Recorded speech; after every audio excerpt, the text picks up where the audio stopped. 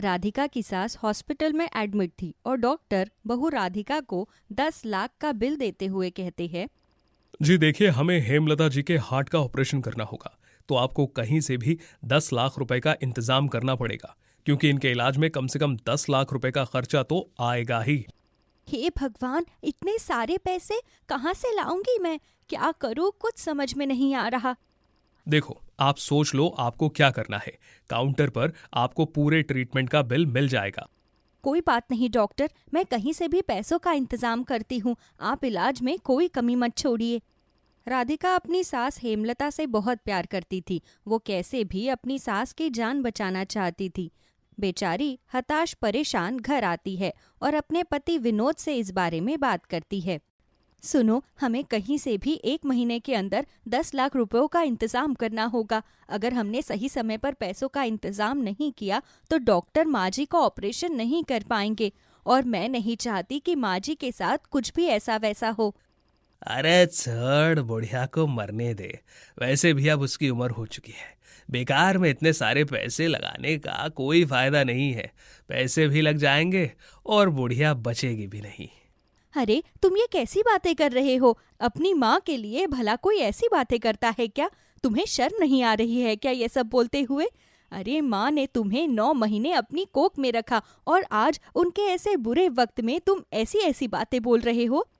देख, तुझे बेकार की टेंशन लेने का शौक है तो तू ले, पर मुझे परेशान मत कर। ठीक है, माँ जी को कैसे ठीक करना है वो मैं देख लूंगी, पर मुझे बहुत अफसोस होता है कि मेरी शादी एक ऐसे घटिया इंसान से हुई है जिसे घर की जिम्मेदारियों से, माँ की बीमारी से और बीवी की तकलीफ से कोई फर्क नहीं पड़ता। अरे उसे तो बस सारा दिन शराब पीकर नशे में मस्त रहने में बहुत मजा आता है। हाँ, बिल्कुल ठीक पहचाना तूने मुझे। और तुझे जो करना है कर, मुझे परेशान मत कर। विनोद को घर की जिम्मेदारियों से और माँ के बीमार होने से कोई फर्क नहीं पड़ता था। वो सारा दिन बस नशे की हालत में कभी सड़क किनारे तो कभी घर में पड़ा रहता था। बेचारी राधिका परेशान होके गांव के एक साहूकार के पास जाती है।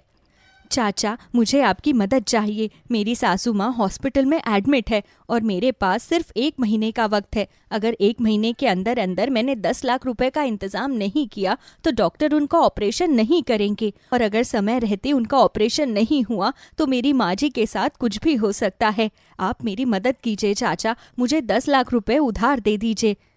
अरे तेरा दिमाग तो ठीक है ना? 10 लाख रुपए कम होते हैं क्या? और चल, अगर मैं तुझे 10 लाख रुपए दे भी दूं तो तेरे पास ऐसा क्या है जिसे तू मेरे पास गिरवी रखकर अपनी सास के इलाज के लिए पैसे ले? चाचा, मैं बहुत परेशान हूँ, भगवान के लिए मेरी मदद कीजिए। मैं सिर्फ और सिर्फ उधार चुकाने की जुबान दे सकती हूँ। देख, मैं जानता हूं कि तू बहुत परेशान है, पर मैं भी मजबूर हूं। 10 लाख रुपए कोई छोटी मोटी रकम नहीं है कि मैं तुझे ऐसे ही दे दूं। अच्छा चल, ये बता, तेरे ससुराल की जमीन किसके नाम है? जमीन के कागज तेरी सास के नाम है या फिर तेरे पति के? जमीन तो माँ जी के नाम है और जमीन के कागज भी उन्हीं के नाम से बने हुए हैं। तो बेटा, जिसके नाम जमीन के कागज है उस इंसान को यहाँ पर अंगूठा लगाने के लिए या फिर साइन करने के लिए आना पड़ेगा। और तेरी सास तो अस्पताल में एडमिट है, इसलिए मैं चाह कर भी तेरी मदद नहीं कर सकता। राधिका को कोई भी रास्ता नजर नहीं आ रहा था। बेचारी बहुत परेशान हो चुकी थी। उसे समझ में नहीं आ रहा था कि 1 महीने के अंदर अंदर 10 लाख रुपए का इंतजाम कहाँ से करे। तभी राधिका को अपनी सहेली मीना याद आती है, जो कि एक अमीर घर से थी। राधिका मीना के घर जाती है। मीना, कैसी है तू? मैं तो ठीक हूँ राधिका, पर तू अचानक से यहाँ? मीना, मुझे तेरी मदद चाहिए। देख, मुझे अपनी सास के इलाज के लिए 10 लाख रुपए चाहिए। अगर तू मेरी 10 लाख रुपयों की मदद नहीं कर सकती है तो कम से कम तुझसे जितना हो पाए तू मेरी उतनी ही मदद कर दे। तेरा बहुत एहसान होगा मेरी बहन मुझ पर। अरे राधिका, अगर 1000-2000 की बात होती तो मैं तेरी मदद जरूर करती, पर यार लाखों की बात हो रही है यहाँ पर। इतने सारे पैसों का इंतजाम मैं कहाँ से करूँगी? यार, भगवान के लिए एक बार अपने घर में इस बारे में बात तो कर कर देख। तुम्हारी एक छोटी सी मदद की वजह से किसी की जिंदगी बच सकती है।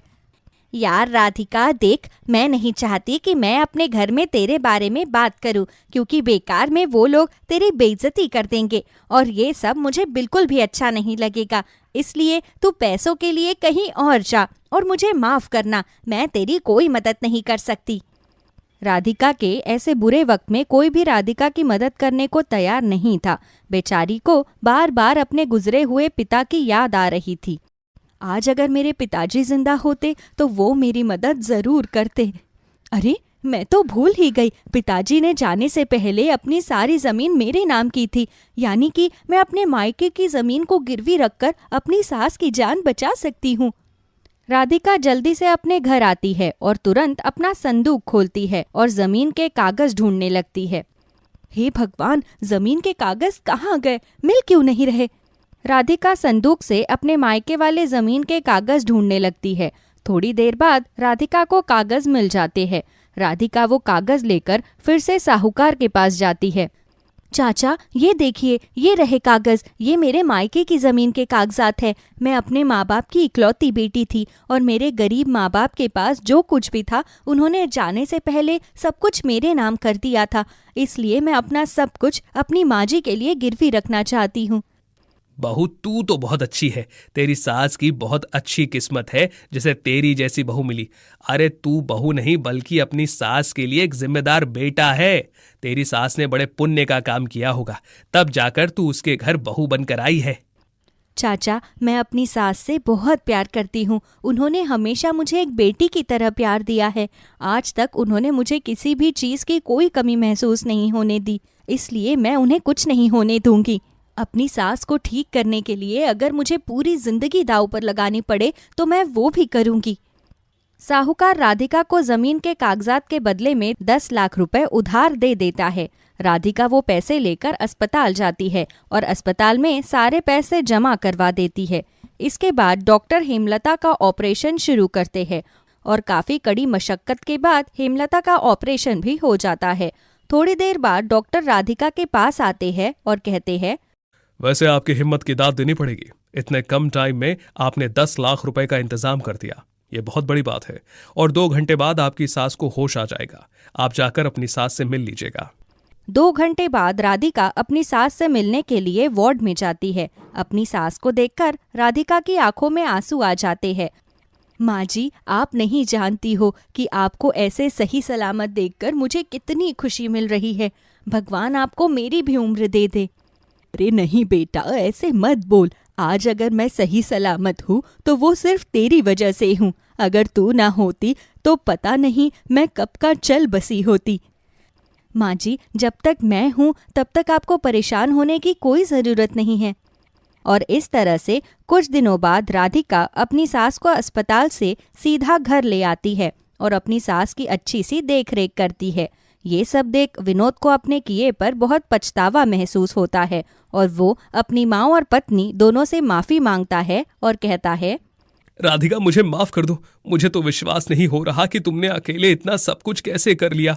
बहुत नालायक बेटा हूं मैं जो अपनी माँ को ऐसे बुरे वक्त में छोड़ दिया था मैंने। शर्म आनी चाहिए तुझे। अगर राधिका नहीं होती तो शायद तेरी माँ तेरे सामने ना होती। हाँ माँ, बिल्कुल ठीक कह रही हो आप। राधिका, मैं तुमसे जानना चाहता हूँ कि तुमने 10 लाख रुपए का इंतजाम कहाँ से किया? क्या 10 लाख? यानी कि मेरे इलाज में 10 लाख रुपए लग गए? हे भगवान, कितने सारे पैसे! राधिका, कहाँ से लेकर आई तू? हाँ राधिका, बताओ इतने सारे पैसे तुम कहाँ से लेकर आई? राधिका हेमलता और विनोद को सारी बात बताती है, जिसके बाद हेमलता और विनोद दोनों की आंखों में आंसू आ जाते हैं और वो दोनों राधिका से कहते हैं, हे भगवान, तूने मुझे बचाने के लिए ये सब किया। राधिका, तू नहीं जानती, आज मेरे मन में तेरे लिए वो जगह बन चुकी है जो शायद एक माँ के मन में अपनी सगी औलाद के लिए भी कभी नहीं बन पाती। तू मेरी बेटी नहीं बल्कि मेरा जिगर का टुकड़ा है। आज तेरी वजह से मैं सही सलामत हूँ। माँ जी, आप मेरे लिए मेरी सास नहीं बल्कि मेरी माँ हो, मेरी पूरी जिंदगी हो, और मैं आपके बिना नहीं रह सकती हूँ। बचपन में मुझे कभी भी माँ का प्यार नसीब नहीं हुआ, लेकिन जिस दिन मैं इस घर में शादी करके आई थी, उस दिन से मुझे माँ क्या होती है और माँ का प्यार क्या होता है वो सब कुछ मुझे आपसे मिला है। इसलिए आपके लिए तो मैं अपनी पूरी जिंदगी कुर्बान कर सकती हूँ। बहू, अच्छी किस्मत है मेरी, तभी तो मुझे ऐसी बहू मिली है, वरना जिसे मैंने 9 महीने अपनी कोख में रखा उसने तो मुझे मरने के लिए अस्पताल में छोड़ दिया था। अगर मेरी बहू ना होती तो शायद आज मैं जिंदा ना होती। हाँ माँ, आज मुझे अपने ऊपर बहुत शर्मिंदगी महसूस हो रही है। दिल तो कर रहा है कि किसी चुल्लू भर पानी में जाकर डूब मरूं। एक ऐसा बेटा जो अपनी माँ और अपने परिवार को ऐसे मरता हुआ छोड़ जाए, जिनका पूरा ध्यान सिर्फ और सिर्फ नशे में और जुए में खेलने में ही रहता है। लेकिन माँ, मैं सच में बहुत शर्मिंदा हूँ। मुझे आपसे और राधिका से माफी चाहिए। मैं वादा करता हूँ, मैं बहुत जल्द सब कुछ ठीक कर दूंगा। विनोद को अपने किए का पछतावा होता है, जिसके बाद अब विनोद अपने लिए काम की तलाश करता है। कुछ दिनों बाद विनोद को एक दुकान पर हिसाब किताब करने का काम मिल जाता है। विनोद दिन रात मेहनत करता और साहूकार को उसके पैसे समय से दे दिया करता, ताकि वो राधिका के जमीन के कागज वापस ला पाए। नेहा और परी 2 बहनें जिनका आपस में खूब प्रेम था।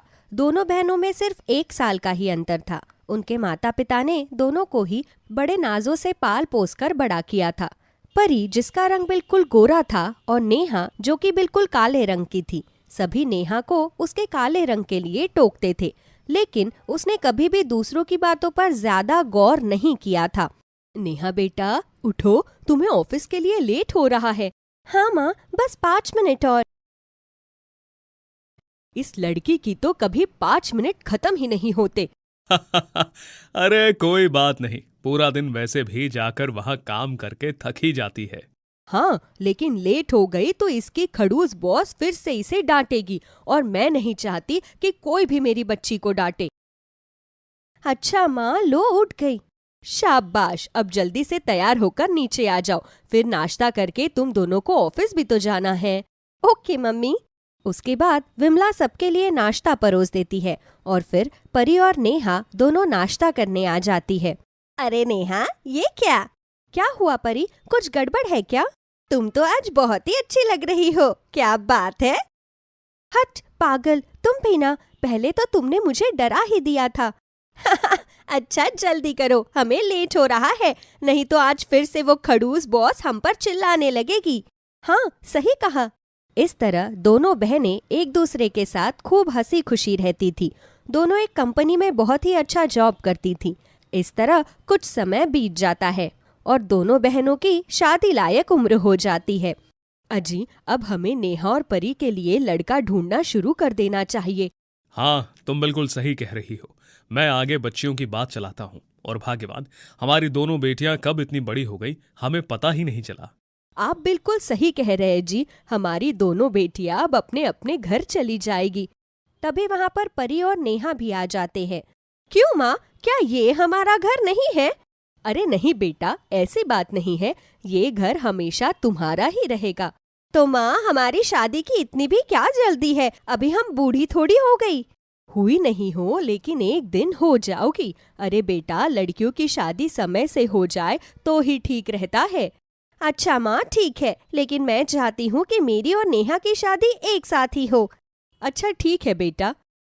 उसके बाद वो सभी पहले नेहा के लिए लड़का ढूंढना शुरू कर देते हैं, लेकिन नेहा के काले रंग की वजह से रिश्ते में काफी अड़चनें आ रही थी। एक बार एक लड़के वाले रिश्ता लेकर उनके घर आए थे। फिर जब वो नेहा और परी दोनों को साथ में देखते हैं, देखिए, हमें आपकी छोटी बेटी बहुत पसंद है, इसलिए हम उसके साथ रिश्ता करने के लिए तैयार हैं। लेकिन आपकी बड़ी बेटी, देखिए, हम पहले अपनी बड़ी बेटी का ही रिश्ता तय करेंगे, उसके बाद ही हम अपनी छोटी बेटी के लिए रिश्ता लेंगे। अरे बहन जी, एक बार फिर से सोच लीजिए, कहीं ऐसा ना हो बड़ी बेटी के चक्कर में छोटी बेटी कुंवारी रह जाए और दोनों ऐसे ही बूढ़ी हो जाए। ऐसे अच्छे रिश्ते बार बार नहीं मिलते। आप पहले छोटी बेटी का रिश्ता कर दीजिए, बाद में बड़ी बेटी के लिए ढूंढते रहिएगा। वैसे भी इसका रिश्ता लेट ही होगा। देखिए, मुझे शादी करने की कोई जल्दी नहीं है। जी, हम अपनी दोनों बेटियों की शादी एक साथ ही करेंगे और हमें आपका रिश्ता तो हमारी किसी भी बेटी के लिए मंजूर नहीं है। अगर आपकी सोच ऐसी है तो आपकी नीयत कैसी ही होगी। हाँ, फिर तो हो गई शादी। इतना कहकर वो वहां से चले जाते हैं। इस तरह बहुत से लड़के वाले नेहा को रिजेक्ट कर चुके थे, लेकिन फिर एक शांति नाम की महिला अपने बड़े बेटे का रिश्ता लेकर आती है। देखिए, हमें आपकी दोनों बेटियां पसंद है, इसलिए हमारी तरफ से रिश्ता पक्का। जी, हमारी तरफ से भी रिश्ता पक्का। उसके बाद दोनों बहनों का रिश्ता एक ही घर में तय हो जाता है। ये मैं आज बहुत खुश हूँ। हम दोनों बहनें हमेशा साथ रहेंगी। आखिर अब हम दोनों का एक ही ससुराल होगा। कहीं ऐसा तो नहीं परी कि तुम्हें इस बात से ज्यादा अपनी शादी की खुशी हो रही हो? अरे नहीं नेहा, तुम कैसी बातें कर रही हो? मुझे तुम्हारे साथ रहने की ही सबसे ज्यादा खुशी है। हाँ परी, मैं तो मजाक कर रही थी। मुझे भी बहुत खुशी है कि हम दोनों बहनों का एक ही ससुराल होगा। उसके बाद वो सभी अपनी शादी की तैयारियों में जुट जाते हैं। फिर कुछ महीनों बाद उन दोनों की शादी हो जाती है। अरे बहुओं, आज तुम्हारी पहली रसोई है। जी माँ जी। उसके बाद दोनों बहनें अपनी पहली रसोई की रस्म पूरी करती है। इस तरह कुछ दिन बीत जाते हैं और फिर शांति के पास उसकी सहेली आती है। अरे आओ पलक, कैसी हो तुम? बस शांति बहन, मैं तो ठीक हूँ, तुम बताओ? बस सब बढ़िया। अरे तुमने अपने बेटों की शादी कर दी? मुझे अपनी बहुएं तो दिखाओ, कैसी है वो? अरे हाँ हाँ जरूर, लेकिन तुम शादी में क्यों नहीं आई? अरे बस क्या बताऊं, मेरी तबीयत इतनी ज्यादा खराब थी। अच्छा रुको तुम, मैं अभी दोनों बहुओं को बुलाती हूँ। उसके बाद शांति अपनी दोनों बहुओं को आवाज लगाकर बुलाती है। तभी वहां पर परी और नेहा चाय लेकर आ जाती है। नेहा को देखते ही पलक मुंह बना लेती है। आंटी जी नमस्ते। अरे नमस्ते बेटा, नमस्ते। सदा सुखी रहो, सदा सुहागन रहो। अच्छा ठीक है बहू, अब तुम जाकर अपना काम कर लो। जी माँ जी। उसके बाद नेहा और परी वहां से चले जाते हैं। तब शांति बहन, बुरा ना मानो तो एक बात कहूँ? हाँ हाँ, तुम चाहे 2 बात कहो। तेरी छोटी बहू तो बड़ी ही सुंदर और सुशील है, लेकिन तेरी बड़ी बहू, उसका तो रंग इतना काला है। तूने आखिर उसे अपनी बहू कैसे बना लिया? अरे पूछ मत, वो तो मेरे बेटे को ये पसंद आ गई थी, इसलिए मैंने इससे शादी करवा दी, वरना मैं तो ये रिश्ता लेना भी नहीं चाहती थी। सच में तेरी बहू को देखकर तो लोग तरह तरह की बातें बनाएंगे। बस बहन, मेरी तो किस्मत ही फूट गई ऐसी बहू पाकर। नेहा की भर भर के बुराई करने के बाद पलक वहां से चली जाती है। शांति भी नेहा को पसंद नहीं करती थी। एक दिन नेहा के बनाए खाने में शांति नमक डाल देती है। ये तूने कैसा खाना बनाया है? तुझे ढंग से खाना भी बनाना नहीं आता? माँ जी, मैंने तो खाना सही बनाया था। अच्छा, तो इसका मतलब मैंने इसे खराब किया है? नहीं माँ जी, मेरा वो मतलब नहीं था। तभी वहां पर परी आ जाती है। माँ जी, वो दरअसल गलती से मुझसे नमक ज्यादा हो गया था। मैं खाना चख रही थी तो मुझे नमक कम लगा, फिर गलती से ज्यादा नमक डल गया। हाँ ठीक है। इतना कहकर शांति वहां से चली जाती है। शांति हर वक्त नेहा को डांटने का कोई ना कोई बहाना ढूंढती रहती थी, लेकिन परी हमेशा आकर उसे बचा लेती थी। शांति परी को कभी भी कुछ नहीं कहती थी, लेकिन वो हाथ धोकर नेहा के पीछे पड़ी रहती थी। मुझे इन दोनों बहनों को अलग करना होगा, नहीं तो ऐसे तो परी मुझे नेहा को सबक सिखाने ही नहीं देंगी। फिर एक दिन शांति परी के पास जाती है। बेटा, मैंने देखा है कि तू अपनी बहन के बारे में इतना सोचती है। आजकल कोई बहन अपनी बहन के बारे में इतना नहीं सोचती होगी, लेकिन नेहा। नेहा क्या माँ जी? नहीं नहीं, मुझे ऐसा नहीं कहना चाहिए, नहीं तो फिर तू बोलेगी कि मैंने तुम दोनों बहनों के बीच में फूट डाल दी। नहीं माँ जी, आप मुझे बताइए क्या बात है? अरे तेरी बहन ना तुझसे चिढ़ती है। नहीं माँ जी, ऐसा नहीं हो सकता, हम दोनों बहनों में बहुत प्यार है। हाँ, इतना प्यार है कि वो मुझे तेरे खिलाफ भड़काती ही रहती है, जबकि तू तो हमेशा उसकी साइड लेती है। उसे तो तेरे रंग से भी इतनी चिढ़ मचती है कि तू उसे फूटी आंख तक नहीं भाती। बाकी बहू तेरी मर्जी, मुझे तो जो बताना था मैंने बता दिया। इतना कहकर शांति वहां से चली जाती है और परी के मन में भी कहीं ना कहीं उसकी बातें घर कर जाती है। फिर धीरे धीरे परी के व्यवहार में भी बदलाव आने लगता है। एक दिन जब परी रसोई का काम कर रही थी, अरे परी, तुम आराम कर लो, बर्तन मैं साफ कर देती हूँ। बस करो नेहा, तुम्हें मेरे सामने अच्छा बनने का नाटक करने की कोई जरूरत नहीं है। मुझे सब सच पता चल गया है। ये तुम कैसी बातें कर रही हो? रहने दो, इतनी शरीफ मत बनो तुम। शांति दोनों बहनों के बीच में फूट डालने में कामयाब हो जाती है। उस दिन के बाद से परी नेहा से सीधे मुंह बात तक नहीं करती थी। अब आया ना मजा।